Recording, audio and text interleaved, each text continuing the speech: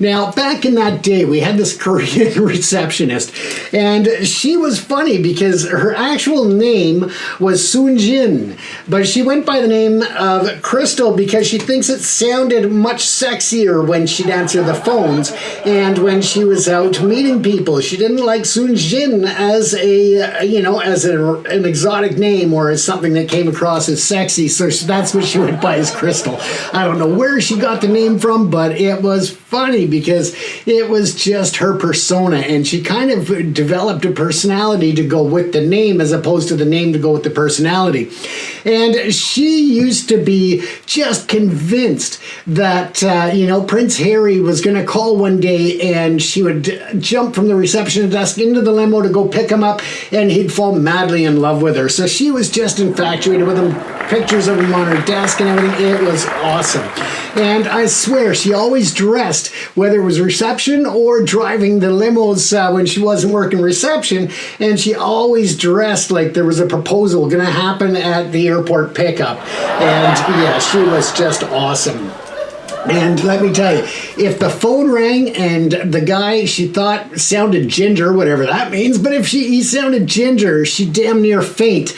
And that's not customer service. Let's face it, that's delusional HR liability at its best. And yeah, it was great. And as you develop relationships with people, it's amazing how many people think that dogs are their best friend. And that's when you get to the point where you get tired of talking to real people and decide that dogs are much better. But let me tell you, they say dogs are man's best friend, and I strongly disagree with that. Because if I came into the house and found my best friend had chewed my furniture, crapped on my bed, and took a break from licking his own balls long enough to come and sniff mine, that would not be my best friend for long. Unless, of course, maybe, you hang out with Sean Puffy Combs there. But, it's just not my idea of a best friend. And let me tell you, when you look at Sean Diddy Combs and all of that craziness, of course, you know that he was a trendsetter. He pushed the stocks down on baby oil long before Donald Trump pushed the stocks down on everything else in the world in the markets. So, at least he was a trendsetter, even if he's doing it from incarceration. Now, the bright side is that, hey, maybe one day he'll actually be cellmates with Trump and they can compare notes.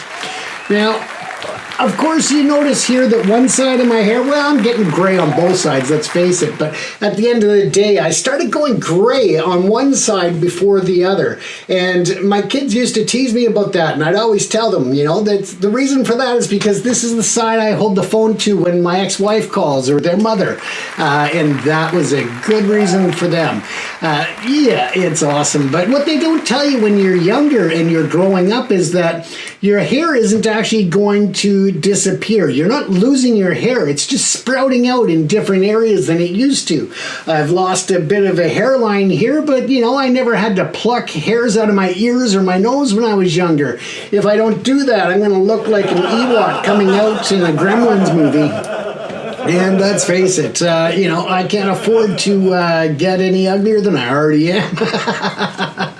That's just scary. But yeah, it is, the dark side, the side that wasn't gray. That was just a reminder of my younger years when hope was alive and my dreams still returned my calls. But that's not the case anymore.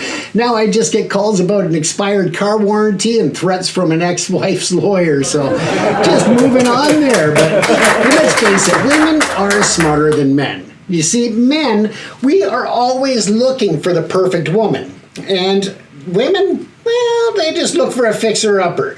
And that's the reality of it. They see a guy with potential, slap some ambition, some paint over the trauma, call it a relationship. And, we could have different shows about that. For example, HGTV for Hearts could come out with a new show called This Old Spouse. We take a commitment phobe with 2 exes and turn him into a Pinterest husband with a working dishwasher. So, yeah, it is, the men know or should know that we aren't going to get the 10, but, we still live in that dream world.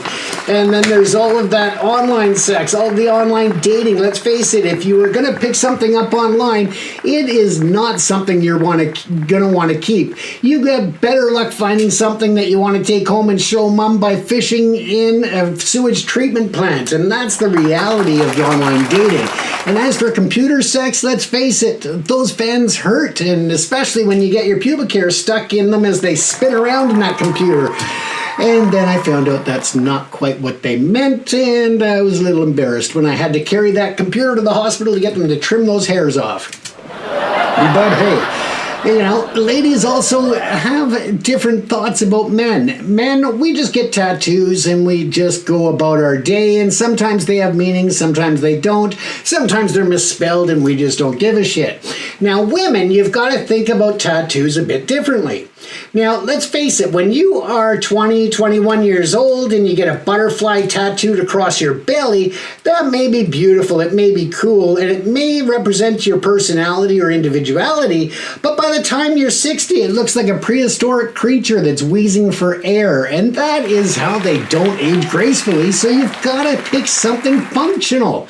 Get a garter snake on your chest.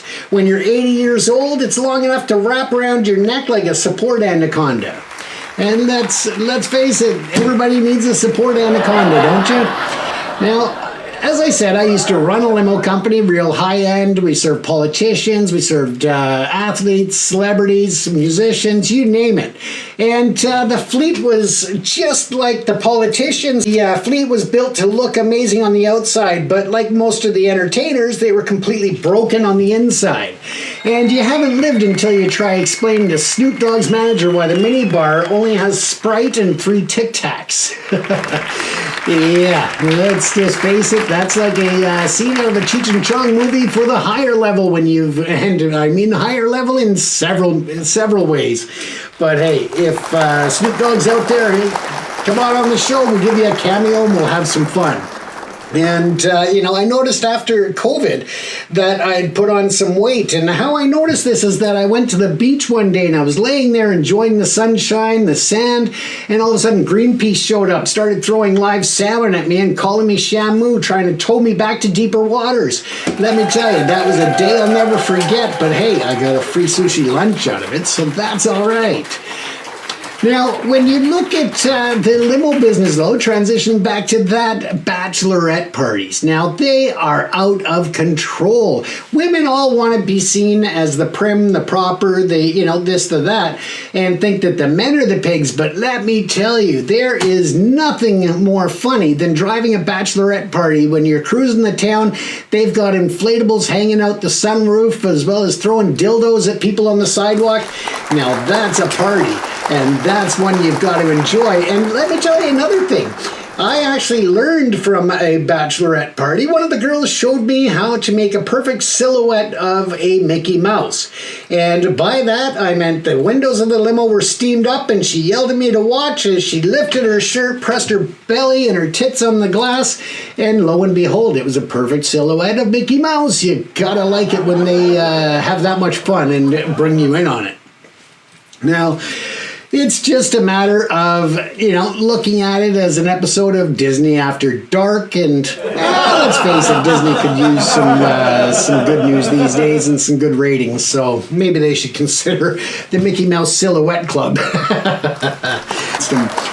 Now, as I said, we're working on the sitcom, and that is a great thing. The crew, the cast, we're calling it Stretched because the cast of the show is stretched for money, stretched for patience, and stretched like a bachelorette on top shelf tequila. And that's what it's all about.